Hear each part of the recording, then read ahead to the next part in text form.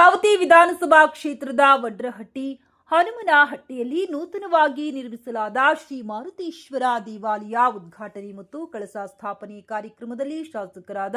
ಗಾಲಿ ಜನಾರ್ದನ ರೆಡ್ಡಿ ಅವರು ಭಾಗವಹಿಸಿ ಶ್ರೀ ಮಾರುತೇಶ್ವರ ಸ್ವಾಮಿಗೆ ಪೂಜೆ ಸಲ್ಲಿಸಿ ನಾಡಿನ ಒಳಿತಿಗಾಗಿ ಪ್ರಾರ್ಥನೆ ಸಲ್ಲಿಸಿದರು. ಈ ಸಂದರ್ಭದಲ್ಲಿ ಭಾಜಪ ಗ್ರಾಮೀಣ ಮಂಡಲದ ಅಧ್ಯಕ್ಷ ಡಿಕೆ ಆಗೋಲಿ, ಮಾಜಿ ವಿಧಾನ ಪರಿಷತ್ ಸದಸ್ಯ ಕರಿಯಣ್ಣ ಸಂಗಟಿ, ಮಾಜಿ ಜಿಲ್ಲಾ ಪಂಚಾಯತ್ ಸದಸ್ಯ ಅಮರೇಶ್ ಹೊಸಮನಿ, ಮಾಜಿ ಬುಡ ಅಧ್ಯಕ್ಷ ದಮ್ಮೂರು ಶೇಖರ್ ಹಾಗೂ ಮುಖಂಡರುಗಳಾದ ಗಂಗಾಧರ ಸ್ವಾಮಿ, ವೀರಬಸಪ್ಪ ಪಟ್ಟಣಶೆಟ್ಟರ್, ಮಂಜುನಾಥ್ ಗೋಂದಿ, ಮಹಂತೇಶ್ ಸಂಗಟಿ, ಸೋಮಶೇಖರ್ ನಾಯ್ಕ್, ಗವಿ ಚಳ್ಳಾರಿ, ವಡ್ರಹಟ್ಟಿ ಗ್ರಾಮದ ಭೀಮನಗೌಡ, ಪೊಲೀಸ್ ಪಾಟೀಲ್, ಯಮನಪ್ಪ ಹನುಮನಟ್ಟಿ, ಹನುಮಂತ ಕಾರಿ, ಹನುಮಂತ ಎತ್ನಟ್ಟಿ, ವೆಂಕೋಬಾ ಕಾರಿ, ಯಮನೂರಪ್ಪ ಬೆಣಕಲ್, ದ್ಯಾಮಣ್ಣ ಸರ್ಕಾರಿ ಸೇರಿದಂತೆ ಗ್ರಾಮದ ಮುಖಂಡರು, ಕಾರ್ಯಕರ್ತರು ಪಾಲ್ಗೊಂಡಿದ್ದರು.